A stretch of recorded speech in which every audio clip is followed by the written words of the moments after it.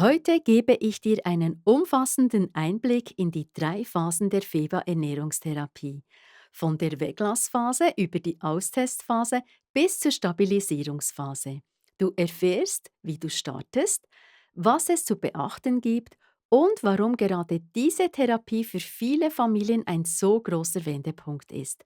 Und keine Sorge, es ist einfacher, als du vielleicht denkst. Du musst weder Ernährungsexpertin noch Kochprofi sein. Hey, du Family Hero! Bereit, deinen anspruchsvollen Alltag neu zu gestalten? Erfahre, wie gezielte Ernährung das herausfordernde Verhalten deines Kindes nachhaltig verbessern kann. Ich bin Pascal Henny von FEBA, der Fachstelle Ernährung bei ADHS, und sage dir, ein entspanntes Familienleben ist möglich. Los geht's!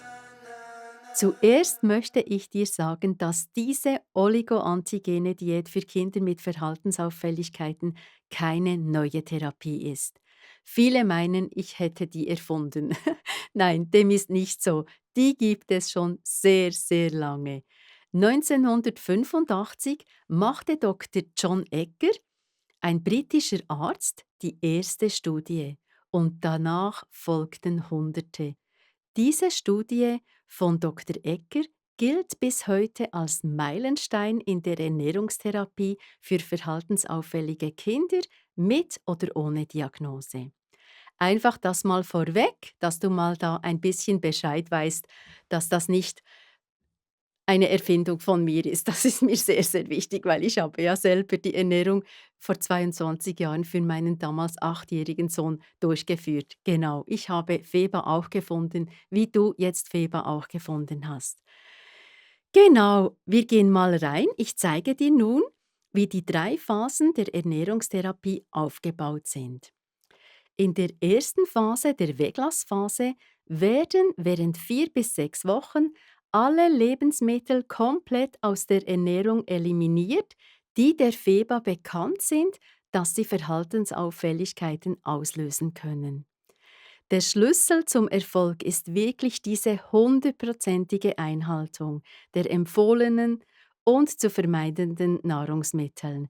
Ich sage das immer wieder und ich weiß nicht, wenn du jetzt meine alle Podcast-Folgen schon gehört hast, dann hängt es dir vielleicht schon ein bisschen zu den Ohren raus, aber ich muss das einfach immer wieder sagen, weil das ist ganz, ganz wichtig. Diese Weglassphase muss man konsequent durchziehen. Ich sage auch immer, da sollte man Feste und Feiern und auswärts essen und Ferien also eigentlich vermeiden und da ganz fokussiert sein auf diese Ernährungsumstellung. Das ist ganz, ganz wichtig. Und in dieser Zeit äh, schreibst du auch ein Essprotokoll, also ein Tagebuch über Essen und Trinken sowie die Befindlichkeit deines Kindes und auch die Konzentration. Das schreibt man alles ganz minutiös auf, damit du den Therapieerfolg auch beobachten kannst und da auch gute Schlüsse daraus ziehen kannst, weil wir wollen ja diese Verbesserung auch ja, schriftlich festhalten und schauen, welche eventuellen Nahrungsmittel, die da noch drin sind. Es gibt so einige, die in so einem orangen Kästchen sind. Das ist ja alles so nach diesem Ampelprinzip aufgebaut bei Feba. Grün ist gut, rot ist zu vermeiden und da sind dann noch die Orangen und diese können heikel sein. Das heißt, wenn man das gut führt, dieses Tagebuch und dieses Essprotokoll, dann kann man einfach solche Trigger, die eigentlich bei Feba erlaubt sind, also, empfohlen sind, so muss ich es sagen, und vielleicht trotzdem eben noch Verhaltensauffälligkeiten auslösen, da kann man die ganz, ganz gut auch ausfindig machen. Also, das ist überhaupt nicht schwierig, weil die Kinder fahren so runter und wenn da irgendetwas im Essen ist, das sie nicht vertragen von diesem orangen Kästchen, dann merkt man das in der Regel sehr, sehr gut. Ja, und in dieser Vorbereitungszeit erfährst du natürlich, wie du das Umfeld vorbereitest, die Kinder vorbereitest, die Küche umorganisierst, was du beim Einkaufen beachten musst und vieles, vieles mehr.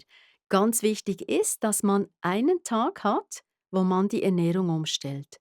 Das ist eben genau ein Punkt, warum Feba so gut klappt. Also wieso, dass die Kinder so gut mitmachen. Vielleicht hast du das schon probiert und gesagt, wir nehmen jetzt ein bisschen weniger Zucker oder wir probieren mal ohne Joghurt auszukommen und da kommen die Kinder und sagen, ich will das und du bist sonst schon überfordert und das erträgt man nicht. Ich kann mir das sehr, sehr gut vorstellen, dass man da einfach dann an die Grenzen kommt und dann in den nächsten Laden rennt und einfach diese Dinge kauft, nur um einfach Ruhe zu haben. Aber eben, Klammer auf, diese Ruhe, die ist natürlich nur trügerisch, die ist nur vielleicht in dieser Zeit, wenn sie das essen, aber dann geht es meist gleich los, Klammer zu. Also, ich sage dir jetzt hier, dieser Tag, wo du umstellst und die Kinder wissen das von diesem Tag an, Familienchallenge, Familienprojekt, machen wir Feba und alle halten sich daran. Ihr bekommt ja auch noch einen, eine Familienvereinbarung, wo ihr das auch unterschreibt. Die Kinder unterschreiben das und alle zusammen. Und das ist wirklich ein Familienprojekt. Und deshalb machen die Kinder auch so gut mit. Und ab diesem Tag habt ihr nichts mehr zu Hause, was nicht FEBA-konform ist. Und deshalb funktioniert das so gut. Die Kinder kommen nicht zu sagen, ich will jetzt das, weil sie wissen, ab heute gibt es nur noch FEBA. Tönt ein bisschen ganz schlimm, aber ja, einfach diese Struktur. Die Kinder brauchen einfach diese Struktur. Diese Phase geht eben 4 bis 6 Wochen, manchmal auch 8 Wochen. Aber da hält man einfach diesen Fokus ganz auf dieser Ernährungsumstellung und freut sich an jedem Tag, wenn es immer wieder ein bisschen besser wird. Und das ist so, so toll, ich sage es dir. Genau nach dieser Zeit, das ist ja wirklich eine kurze Zeit. Ich sage ganz, ganz oft, ich kenne keine Therapie, die so schnell solche Erfolge bringt. Wirklich nicht. Du kannst mir sonst eine E-Mail schreiben oder mich kontaktieren. Ich würde das sehr gerne erfahren, aber ich kenne keine. Wir kommen zu Phase Nummer 2. Die zweite Phase ist die Austestphase. Diese Phase dauert mehrere Monate. Die Nahrungsmittel werden einzeln in festgelegter Reihenfolge und in vorgegebenen zeitlichen Abständen ausgetestet und, wenn es geht, wieder eingeführt. Also das ist eigentlich ganz, ganz einfach. Ich gebe dir mal ein Beispiel. Der Mais ist weg. Hä? Und nach diesen 6, 7, 8 Wochen macht ihr eine Polenta zum Beispiel oder einen Maissalat oder irgendetwas aus Mais, genau. Und dann gibst du das deinem Kind und dann kannst du einfach warten, was passiert. Die meisten Rückfälle geschehen innerhalb 3 Stunden. Es kann vorkommen, wenn es wirklich über die Mundschleimhaut schon bereits in den Körper geht, dass es schon am Tisch passiert. Also das ist wirklich ein Phänomen, das man fast nicht glauben kann. Das Kind isst etwas und 2, 3, 4, 5 Minuten später kommen genau die gleichen Verhaltensauffälligkeiten, die es gehabt hat. Es kommen also nicht neue, sondern genauso wie das Kind war, so ist es dann wieder. Und da merkt man, okay, das geht gar nicht. Und dann macht man geht, geht nicht, geht nicht. Und so geht man durch diese Austestphase hindurch. Manchmal ist es ein bisschen mühsam, wenn das Kind auf alles reagiert. Und ich sage in diesem Fall immer, der Körper dieses Kindes will einfach noch ein bisschen Ruhe und genießt diese Zeit einfach von dieser Weglassphase noch und sagt, ich möchte eigentlich noch ein bisschen länger so in dieser Weglassphase bleiben. Und das ist einfach, wenn das Kind auf alles reagiert. Und in diesem Fall empfehle ich einfach noch 2 Wochen anzuhängen oder 3. Ich sage einfach oft, es ist doch egal. Ich habe es schon in der letzten Folge gesagt. Es ist doch schnurzegal, ob das jetzt 4 Wochen oder 6 oder 8 Wochen geht. Wenn man diesen Erfolg sieht und das Kind nicht mehr verhaltensauffällig ist und in der Schule gut mitkommt und einfach glücklich und zufrieden ist, dann ist das wirklich total egal. Genau. Ja, diese Austestphase ist ein bisschen anspruchsvoll, einfach weil man diese Nahrungsmittel austesten muss und nicht einfach wieder alles von einem Tag auf den anderen einfach in die Ernährung reinnehmen kann, weil man will ja herausfinden, welches Nahrungsmittel die Verhaltensauffälligkeiten ausgelöst haben. Das ist eigentlich das Ziel dieser zweiten Phase. Ich habe vorhin schon gesagt, dass diese Nahrungsmittel in einem vorgegebenen Ablauf ausgetestet werden. Und das hat auch den Grund, weil wir wollen ja diesen entlasteten Stoffwechsel so lange wie möglich schonen und nicht gleich mit den heikleren Nahrungsmitteln beginnen, aber im Laufe der kommenden Monate werden dann alle Nahrungsmittel auf ihre Verträglichkeit ausgetestet. Jedes Nahrungsmittel kann man austesten. Und dann hat man einfach da so ein Blatt, wo man drauf schreibt, also das bekommt ihr dann auch, die welche diese Ernährungstherapie durchführen möchten, wo man dann, das ist das Ergebnisblatt, wo man dann aufschreibt, dieses Nahrungsmittel geht, dieses geht nicht, dieses geht nur in dieser Menge.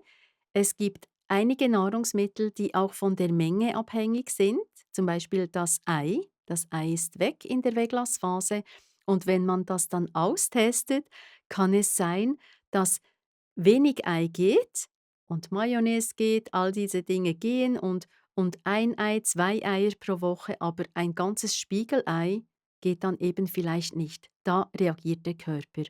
Und es ist einfach so, der Körper bestimmt, was geht und was nicht geht. Und ich sage den Kindern ja immer wieder, sie haben auch ein Video für die Kinder, wo sie das anschauen können und ich ihnen da gewisse Dinge erkläre. Ich weiß ja inzwischen, was da für Fragen auftauchen bei den Kindern und die beantworte ich in diesem Video. Und da sage ich ihnen auch, hey, ihr lernt jetzt die Sprache eures Körpers kennen. Wie cool ist das denn? Und ja, man muss doch immer auch diese positiven Dinge auch den Kindern auch mitgeben und sagen: „Hey, das ist so eine Chance.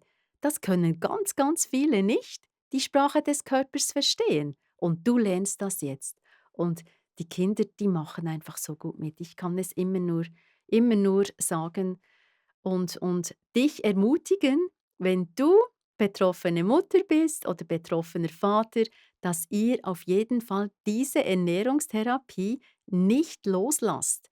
Erkundigt euch einfach immer weiter. Ich habe so viele Angebote mit diesem Wegweiser oder den Challenges und so. Macht etwas von diesen Dingen und schaut selber, was passiert. Okay, wir kommen jetzt zu der dritten Phase. Ich habe gesagt, die zweite Phase geht so ein halbes Jahr, mehrere Monate bis zu einem halben Jahr, manchmal auch ein bisschen länger. Dann kommt die dritte Phase, das ist die Stabilisierungsphase und Austestphase und Stabilisierungsphase, also Phase 2 und 3. Das ist so ein bisschen ineinander übergreifend. Also gleichzeitig gibt es natürlich immer, eigentlich vom ersten Tag an, wenn man die Ernährung umstellt, passiert schon eine gewisse Stabilisierung. Und diese dritte Phase, in dieser Phase weiß man dann, welche Nahrungsmittel, meist um die 5, manchmal sind es 2, manchmal sind es 6 oder 7, aber so um die 5 Nahrungsmittel, die Auslöser waren für die Verhaltensauffälligkeiten und Konzentrationsschwäche des Kindes. Und diese, ich sage mal um die 5 Nahrungsmittel, diese lässt man dann über eine längere Zeit weg, bis zu 3 Jahren. Aber, jetzt kommt das große Aber, auf das alle warten, ich weiß es. In dieser Zeit sind Ausnahmen längst möglich, auch in der zweiten Phase. Ich habe euch gesagt, die erste Phase ist, um herauszufinden, ob die FEBA-Ernährungstherapie zum Erfolg führt. In dieser Phase weißt du das. Wenn nach 6 Wochen nichts geschieht, kann man abbrechen. In dieser Zeit stellt sich heraus, ob die FEBA-Ernährungstherapie Erfolg bringt. Und die zweite und dritte Phase, da weiß man ja, es war die Ernährung. Mein Kind hat eine Nahrungsmittelunverträglichkeit. Und deshalb sind Ausnahmen da auf jeden Fall möglich. Weil was kann passieren? Es kann einfach einen Rückfall geben, aber du weißt dann längst Bescheid, du bist dann längst ein FEBA-Profi und weißt genau, was machen. Das erfährst du alles und da coache ich dich durch. Also die Leute wissen haargenau, was sie machen müssen. Und es gibt ja auch eine Stabilisierung. Ich habe jetzt gerade eine Frau, die hat am 1. Januar die Ernährung umgestellt. Das ist jetzt 4,5 Monate her. Und im letzten Live-Call, ich begleite ja alle ob man den Gruppenkurs gebucht hat oder den Online-Kurs, ich berate und begleite alle Leute in den Programms durch die wöchentlichen Gruppen-Live-Calls, das ist immer am Mittwoch. Und diese Frau hat, hat der Gruppe, das ist immer so schön, wenn man da so austauschen kann und zusammen unterwegs ist, sie hat allen gesagt, einfach wie ihr Sohn so stabil ist. Sie haben ein Eis gegessen, wirklich ein ein Softeis oder irgend so etwas und es ist einfach nichts geschehen nach 4,5 Monaten. Aber das ist natürlich dann nicht so, dass diese Frau denkt: „Ah, das ist jetzt alles gut, jetzt streichen wir Feba und wir essen wieder wie vorher.“ Nein, nein, die weiß schon, das ist jetzt einfach dieser Körper.